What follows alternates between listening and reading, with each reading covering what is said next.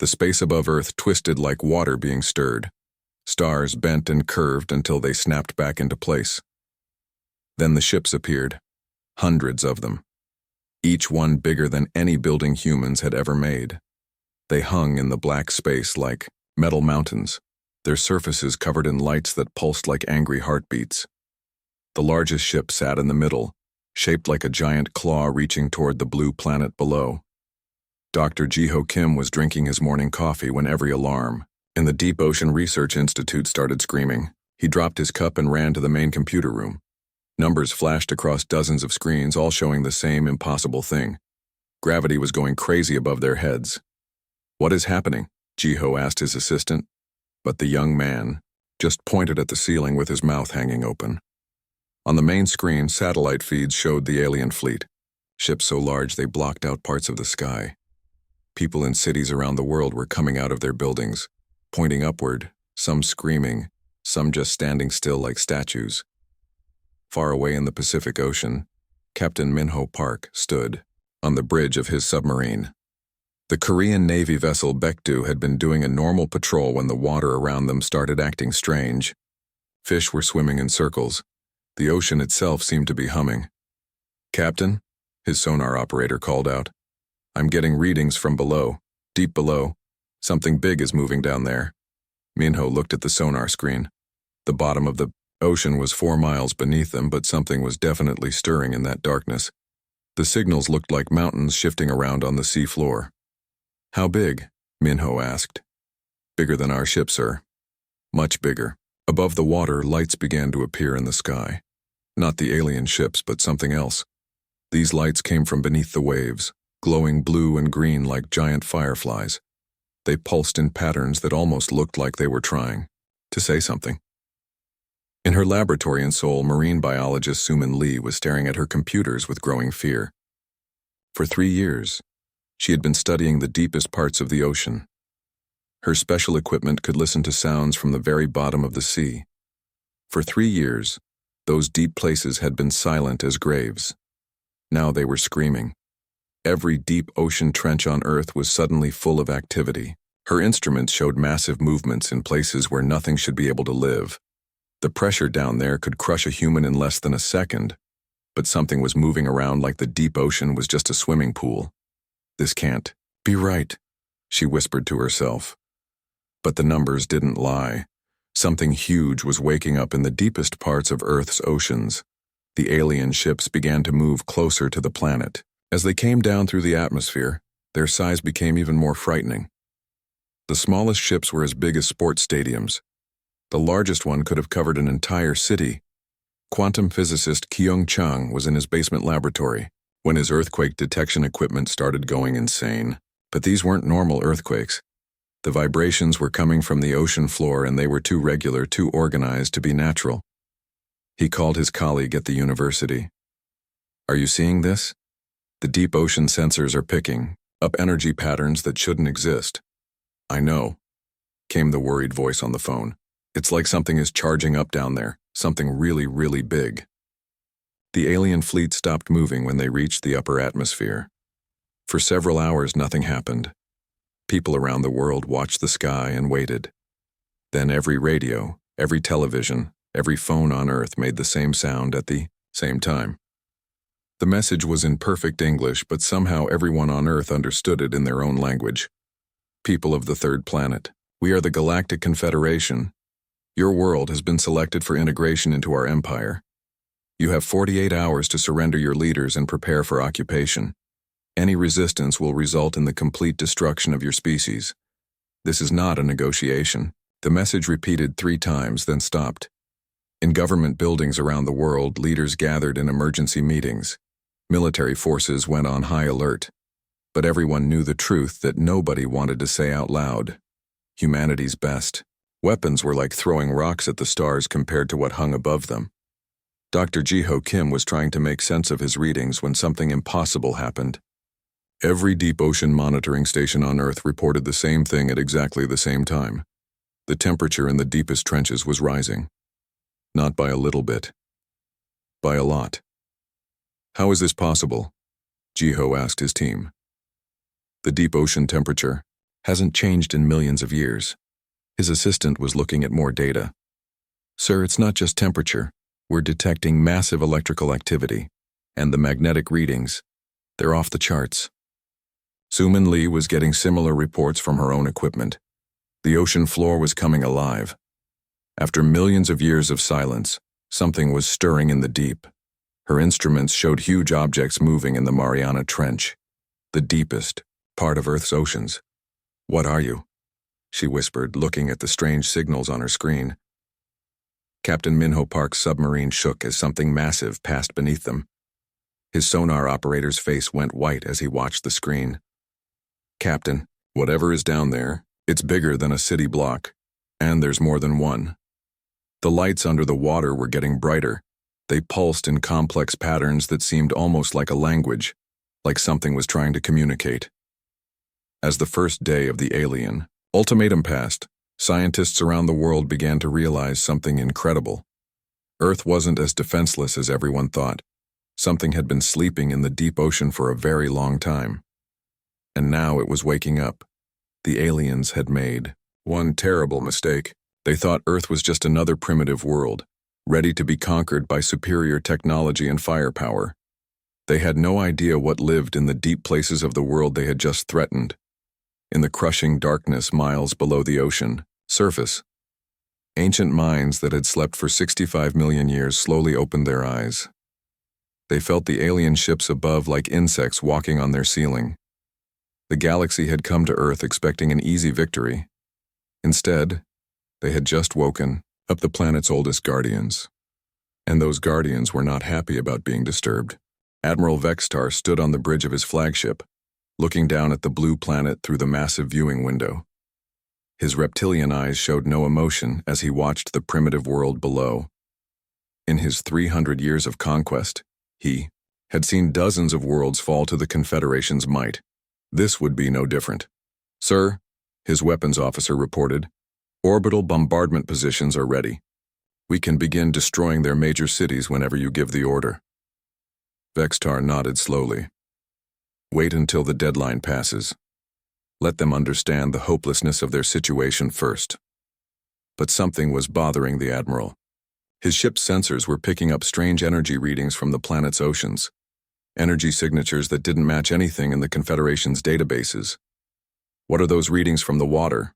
he asked his science officer. The smaller alien looked at his instruments. "Probably they're primitive submarines, sir. Nuclear-powered from what we can detect. Nothing that could threaten us." Vexitar dismissed the readings with a wave of his clawed hand. Primitive nuclear technology was no threat to ships that could travel between stars. He had no idea how wrong he was. Dr. Jiho Kim hadn't slept in 24 hours. The readings from his deep ocean equipment were getting stranger by the hour. The temperature in the ocean trenches was still rising, and now his instruments were detecting something else. Movement. Massive movement in places where nothing should be able to live. "Show me the Mariana Trench readings again," he told his team. The main screen filled with sonar data from the deepest part of Earth's oceans. What they saw made everyone in the room go quiet. Something huge was rising from the bottom of the trench. The sonar painted a picture of an object that was impossibly large, climbing up from depths where the pressure would crush any known submarine like a tin can. "How big is it?" Jiho asked. His assistant ran the numbers twice before answering. "At least 3 kilometers long, sir. Maybe bigger. The sonar can't get a clear reading because it's changing shape as it moves." In Busan, seismologist Hyun Choi was tracking earthquakes that made no sense. The tremors were happening all along the ocean floor, but they weren't random like normal earthquakes. They were organized like a giant drumbeat echoing through the Earth's crust. "These aren't natural," he told his colleague over the phone. "Earthquakes don't happen in patterns like this. It's like something is intentionally shaking the sea floor." "What could do that?" his colleague asked. Hyun looked at his data again. The earthquakes were strongest at the deepest ocean trenches and getting weaker as they spread outward. Like something was pounding on the bottom of the ocean and the shock waves were spreading up to the surface. "I don't know," he said quietly. "But whatever it is, it's really, really big." Captain Minho Park ordered his submarine to dive deeper.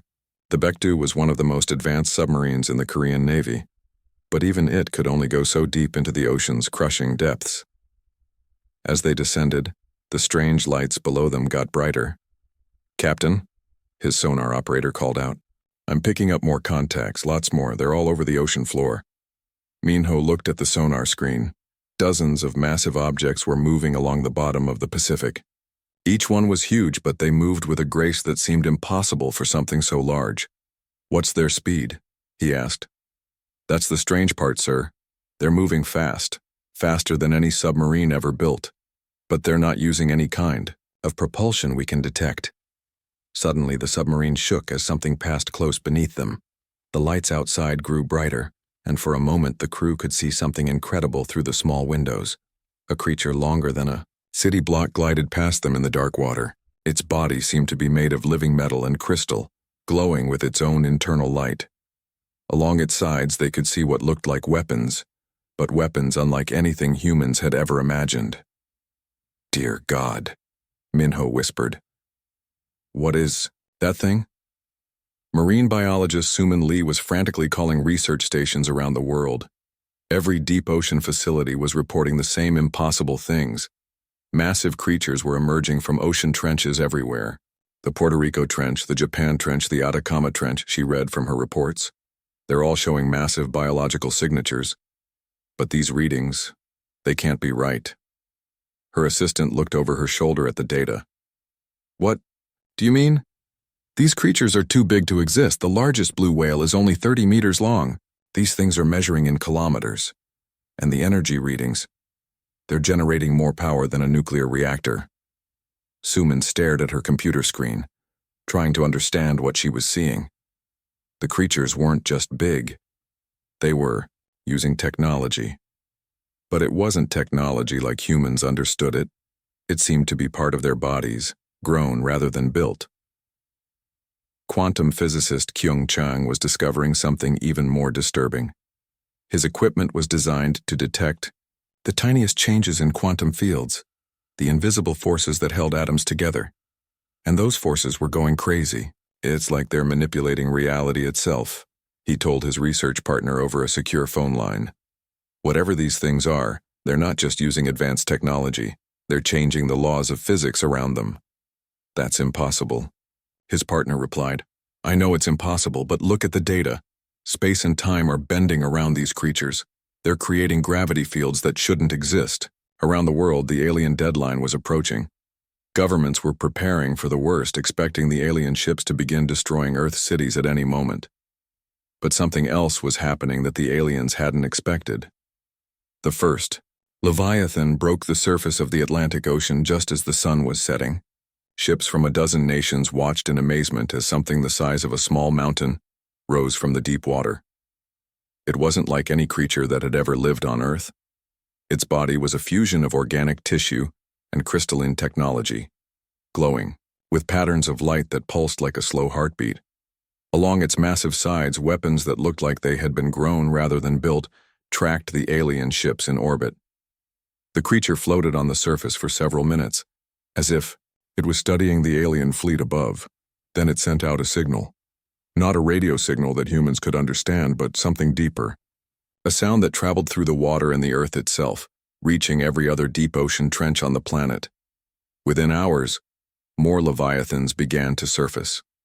Each one was different, but all were impossibly huge and covered in technology. That seemed alive. They arranged themselves around the planet's major oceans, looking up at the alien ships with eyes that had seen the rise and fall of the dinosaurs. Admiral Vextar finally understood that his sensors had been wrong about the energy readings from Earth's oceans. These weren't primitive submarines. These were guardians that had been sleeping in the deep for millions of years, and now they were awake. "Sir," his science officer reported, his voice shaking, "the energy readings from those creatures, they're off the scale. Each one of them is generating more power than our entire fleet." Vexitar looked down at the blue planet with new understanding. This wasn't a primitive world waiting to be conquered. This was a world that had been protected by guardians older than his entire civilization. For the first time in his 300 years of conquest, Admiral Vexitar felt afraid. The galaxy had come to Earth expecting to find helpless primitives. Instead, they had awakened something that had been waiting in the deep places of the world since before their species had learned to walk upright, and those ancient guardians were preparing to defend their world. The first attack came at dawn. Admiral Vexitar had decided that whatever these ocean creatures were, they couldn't possibly match the firepower of a galactic war fleet. His ships had conquered 100 worlds. These primitive sea monsters would be no different. Target the largest creature in the Atlantic, he ordered. Full plasma bombardment. Show them the power of the Confederation. 12 warships turned their weapons toward the massive Leviathan floating on the ocean's surface. Energy beams that could melt through solid steel lanced down from orbit, hitting the creature with enough force to level a mountain. The light from the attack was so bright that people on nearby ships had to cover their eyes. When the glow faded, everyone expected to see nothing but boiling water where the creature had been. Instead, the Leviathan was still there, completely unharmed. Worse, it was looking up at the alien ships with what could only be described as annoyance. The creature's body began to glow brighter. Crystalline structures along its sides started to pulse with energy that made the alien weapons look like flashlights. Then it fired back. The beam that rose from the Leviathan was like nothing humans had ever seen. It wasn't just energy. It seemed to bend space itself as it traveled upward. When it hit the lead alien warship, the massive vessel simply stopped existing. Not destroyed, not blown apart, just gone, as if it had never been there at all. Impossible, Admiral Vexitar whispered, staring at the empty space where his ship had been. But the Leviathan wasn't finished. More beams shot upward, each one targeting a different alien vessel. Ships that had survived countless battles against advanced civilizations were erased from existence like they were made of paper. In his laboratory, Dr. Jiho Kim watched the ocean readings spike beyond anything his equipment could measure. Leviathan in the Atlantic wasn't alone. Creatures were rising from trenches all over the world, and each one was more terrifying than the last. Look at this, his assistant said, pointing at a sonar reading from the Pacific. There's something coming up from the Mariana Trench. It's bigger than the others. The sonar painted a picture of a creature so large that it defied belief. This Leviathan was over 5 kilometers long, and as it rose from the deepest part of Earth's oceans, the water around it began to glow with an inner light. Captain Minho Park's submarine was still in the Pacific when the giant emerged. His crew watched through their periscope as something the size of a city broke the surface. The creature's body was covered in structures that looked like buildings, but buildings that had grown rather than been constructed. It's not just a creature, Minho said in amazement. It's a living city. The massive Leviathan turned its attention to the alien ships above. But instead of firing weapons, it did something else. The water around it began to ripple in ways that hurt to look at. Space itself seemed to bend and twist. Suddenly, 3 alien warships that had been in orbit found themselves pulled down into the atmosphere. Not by tractor beams or gravity weapons, but by the Leviathan somehow changing the rules of physics around them. The alien ships crashed into the ocean with tremendous force, but the water seemed to absorb the impact like they were falling into thick honey instead of liquid. How are they doing this? Kyung-Chang asked, staring at his quantum field detectors. The reading showed that the Leviathans were somehow manipulating the basic forces that held the universe together. At Seoul National University, cryptolinguist Woo Jin-oh was trying to understand the sounds the creatures were making. The Leviathans weren't just roaring like animals. They were communicating with each other in patterns that seemed mathematical. It's a language, he told his research partner, Rena Shin. But it's not like any language humans have ever developed. They're using mathematics to talk to each other. Rena was analyzing the frequency patterns. Look at this. The sound waves they're producing. They're not just traveling through water. They're traveling through space-time itself. They're talking to each other instantly across the entire planet. Around the world, the Leviathans began to coordinate their actions. Each creature seemed to know exactly what the others were doing, as if they shared a single mind spread across the globe. Marine biologist Sumin Lee was collecting data from research stations worldwide when she made a discovery that changed everything. The fossil record showed creatures like this had existed before. 65 million years ago, she said to her team, right before the dinosaurs went extinct. There are fossil fragments that match these creatures, but then they just disappeared. You think they went extinct too? Her assistant asked. Sumin shook her head. No, I think they went to sleep. They retreated to the deepest parts of the ocean and waited. Waited for what?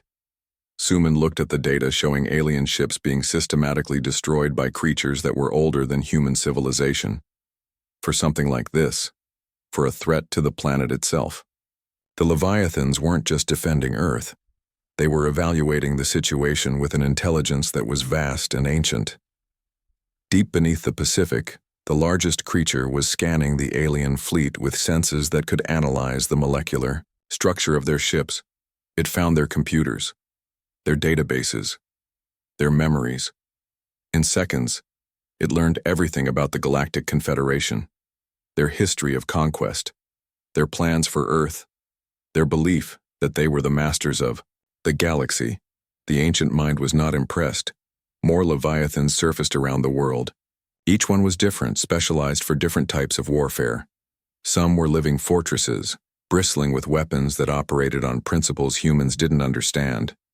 Others seemed to be pure energy, shifting between solid matter and light as they moved. The alien fleet tried to retreat, but the Leviathans wouldn't let them leave.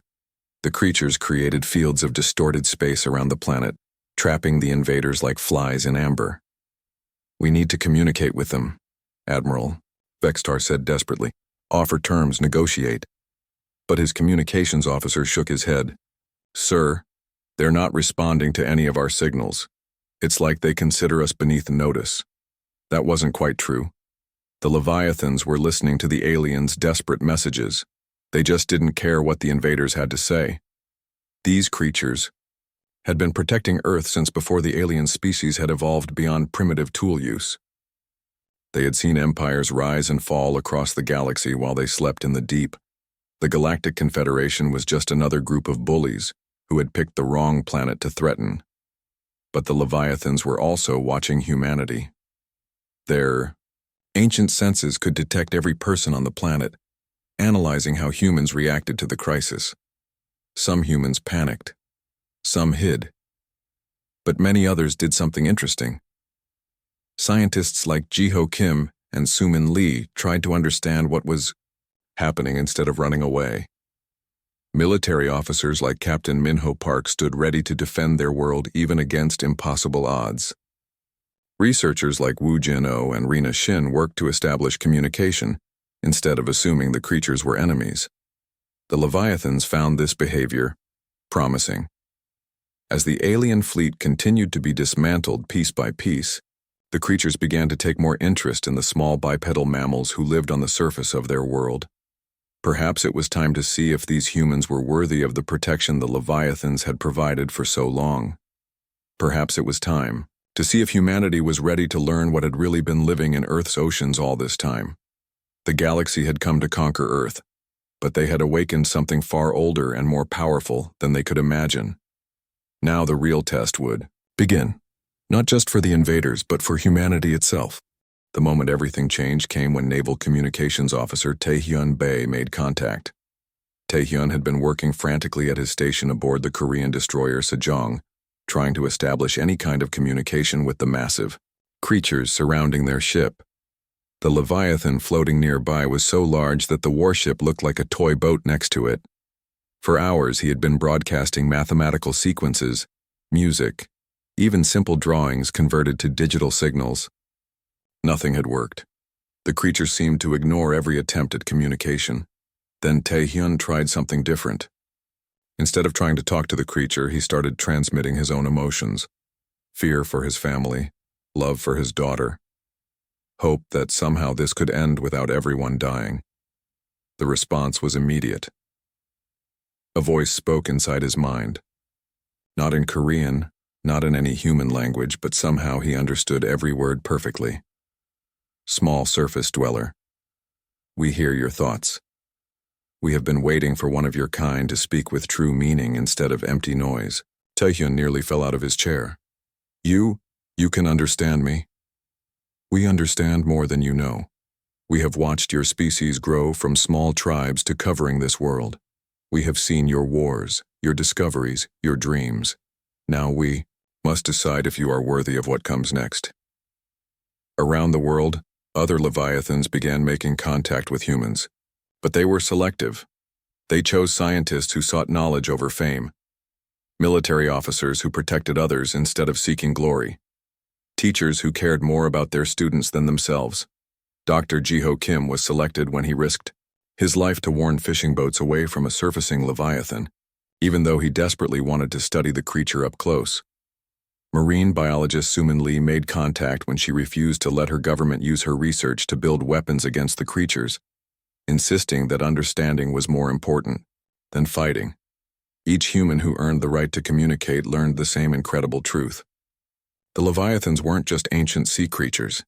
They were the guardians of Earth itself, and they had been protecting the planet for 65 million years. Your species calls the time when the great lizards died the Cretaceous extinction. The ancient voice explained to Sumin. You believe a rock from space killed them. That is only part of the truth. Through the mental link, Sumin saw images that no human had ever witnessed. 65 million years ago, Earth had been invaded before, not by ships from space, but by something worse. A plague that consumed entire worlds, turning them into dead husks floating in space. The Leviathans had been Earth's immune system then, just as they were now. They had fought the plague and won, but the cost had been enormous. Most life on Earth had died, including the dinosaurs. We retreated to the deep places to heal and to wait. The voice continued. We knew that life would grow again, and we wanted to see what new intelligence would emerge. Your species interested us. You were curious. You explored. You asked questions, instead of just taking what you wanted. Physicist Kyung Chang learned how the creatures manipulated reality itself. Their bodies weren't just biological. They were living machines that could alter quantum fields. They didn't use technology in the way humans understood it. They had become technology. Matter and energy are just different forms of information, his Leviathan contact explained. When you understand the code that reality is written in, you can rewrite it. To prove the point, the creature caused a small section of the ocean to temporarily turn solid, allowing Kyung to walk on water. Then it reversed the effect and the water became liquid again.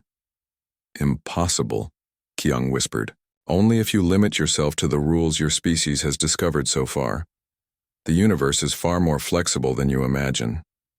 Meanwhile, the alien fleet was learning just how flexible the universe could be when the Leviathans decided to rewrite the rules. Admiral Fextar watched in horror as his remaining ships found themselves trapped in bubbles of altered spacetime. Some ships were frozen in temporal loops, repeating the same minute over and over.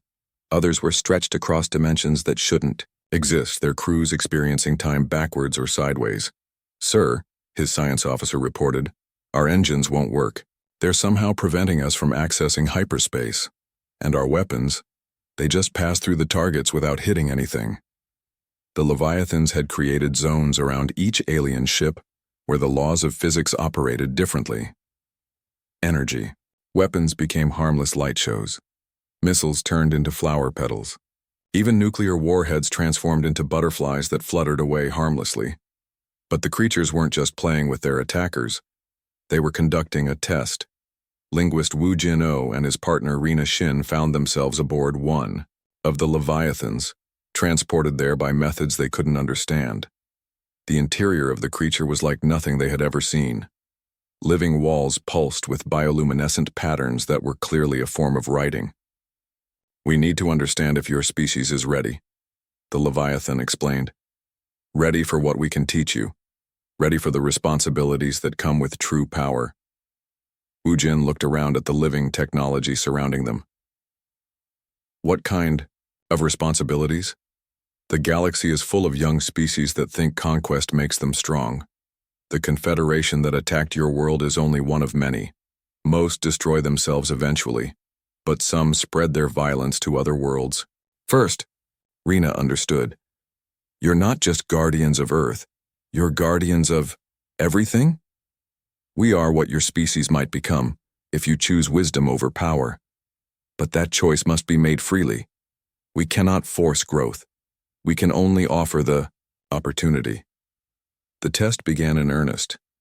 Working with selected humans, the Leviathans started sharing small amounts of their technology. Captain Minho Park found his submarine equipped with systems that let it dive to the deepest ocean trenches without being crushed. Sumin Lee received instruments that could detect life in places no one had thought to look. But the real test wasn't about technology. It was about how humans would use what they learned. Some humans demanded weapons. They wanted to use Leviathan technology to destroy their enemies, to make their nations supreme over others. These humans found that the technology simply wouldn't work for them. The living machines seemed to read their intentions and refused to cooperate. But others, like Taehyun Bae, asked different questions. Can this help us understand each other better? Can we use this to solve problems instead of creating them? For these humans, the technology responded eagerly. Jiho Kim was given access to a Leviathan's memory banks, learning the history of 1,000 civilizations across the galaxy. He saw species that had used their knowledge to build paradise worlds, where all life flourished. He also saw species that had turned their planets into wastelands with their endless wars. The choice is always the same, his Leviathan contact explained. Every intelligent species reaches a point where they must decide what kind of galaxy they want to live in. Do they choose to be gardeners or destroyers? As the test continued, something remarkable began to happen. Humans around the world started working together in ways they never had before. The shared experience of contact with something so ancient and wise made their normal conflicts seem petty and small. Scientists shared their discoveries freely instead of hiding them. Military leaders focused on protection instead of conquest. Politicians stopped thinking about the next election and started planning for the next century. The Leviathans watched this transformation with interest. Perhaps this species was different. Perhaps they were ready for what came next. But first, there was still the matter of the alien fleet to resolve. And the Leviathans were about to show both humanity and the Galactic Confederation what happened. When an ancient guardian species decided that a threat needed to be completely eliminated, the real demonstration of power was about to begin. The final test came not from the Leviathans but from humanity itself. Dr. Jiho Kim stood in an underwater city that shouldn't exist. The Leviathans had brought him here, to a place deeper than the deepest ocean trench, where time moved differently, and impossible architecture stretched in all directions. This is where we have waited, the eldest Leviathan explained. Its voice came from everywhere and nowhere, ancient beyond human understanding. We have watched 1,000,000 species rise and fall. Now we must decide what to do with yours. The creature showed Jiho visions of what had happened across the galaxy. Civilizations that had been given great power and used it to spread peace and knowledge. Others that had turned the same gifts into weapons of unimaginable destruction. Your species has surprised us, the ancient mind continued. Most young races, when faced with superior technology, either try to steal it or worship it. Your people have done something different. They have tried to understand it.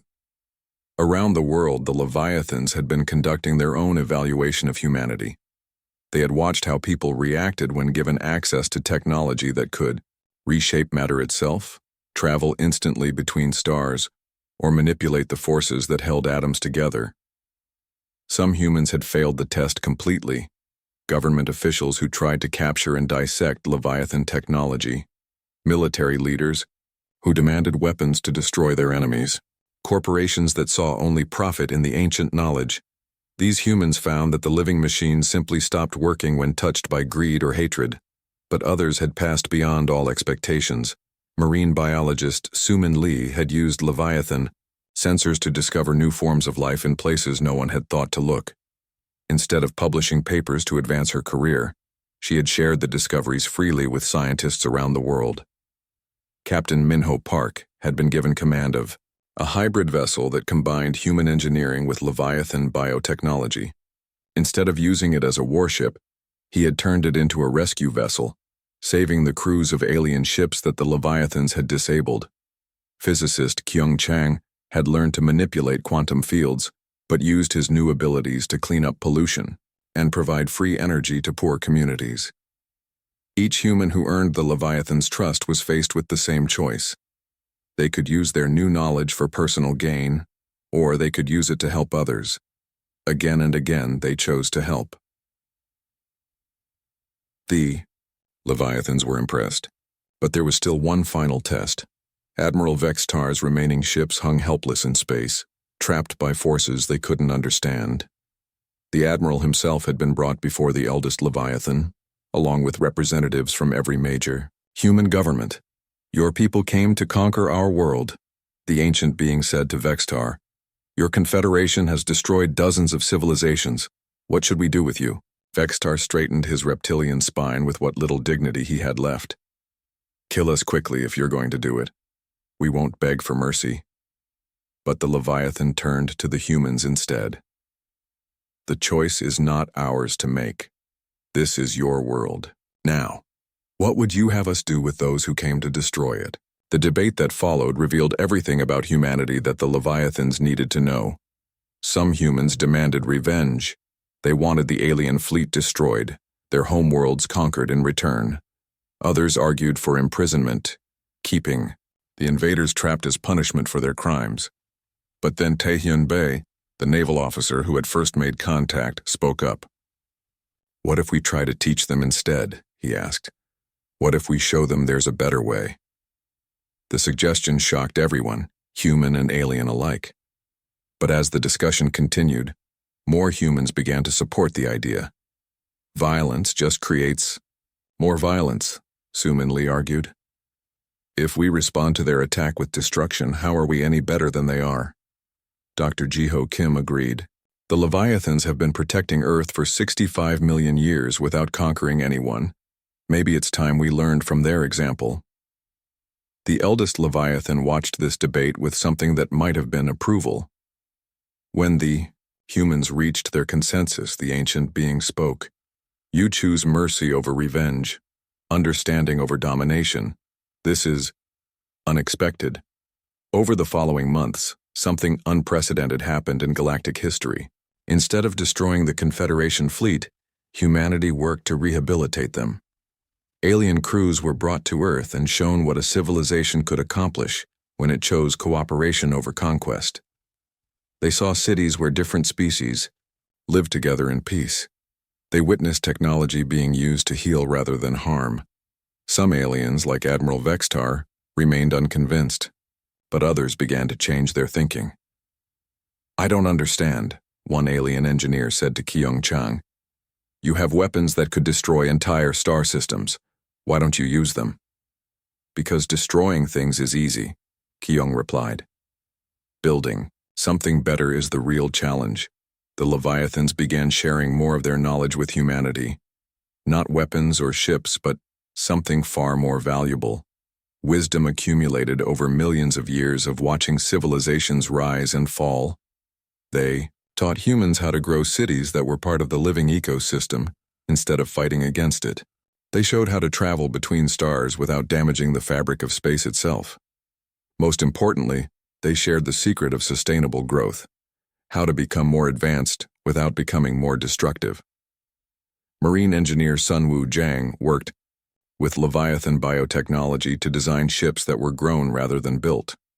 These vessels could repair themselves, adapt to different environments, and operate for centuries without wearing out. But the greatest gift was the network itself. The Leviathans revealed that they weren't alone. Across the galaxy, other guardian species had been watching, waiting, protecting worlds that showed promise. Earth's successful handling of the invasion had proven that humanity was ready to join this ancient alliance.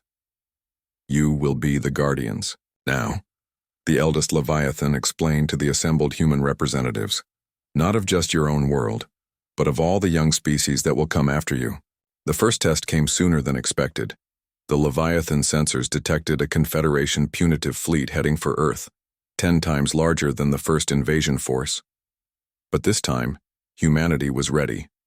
Ships that combined human engineering with Leviathan biotechnology rose from Earth's oceans. They were beautiful vessels that looked more like living creatures than machines, their hulls flowing with patterns of light that spoke of the deep ocean's ancient wisdom. Captain Minho Park commanded the lead ship, but he wasn't alone. Humans and reformed Confederation aliens worked side by side, along with representatives from other Guardian species who had come to witness humanity's first mission as protectors. The battle, when it came, was unlike anything the galaxy had ever seen. Instead of meeting the invasion fleet with destruction, the Earth forces used Leviathan technology to disable the attacking ships without killing their crews. They surrounded the invaders with fields of altered space-time, making their weapons harmless and their shields useless. But instead of destroying the helpless ships, they broadcast a simple message. We know you came here to fight, but we offer you a choice. You can continue down the path of conquest and destruction, or you can learn a better way. The choice is yours. Some ships chose to fight to the end and were gently disabled, but others, seeing the power of their opponents and the mercy they showed, chose to listen instead. The galaxy's age of conquest was ending. The age of guardianship had begun, and at the heart of it all, in the deep places of Earth's oceans, the Leviathans continued their ancient watch. They had found a species worthy of their knowledge, a people who understood that true strength came not from the power to destroy, but from the wisdom to protect. The galaxy had come to Earth expecting to find another primitive world to conquer. Instead, they had awakened humanity's greatest teachers and discovered that some worlds were not meant to be conquered. They were meant to be guardians. And now, with humanity leading the way, the galaxy was about to learn what that really meant.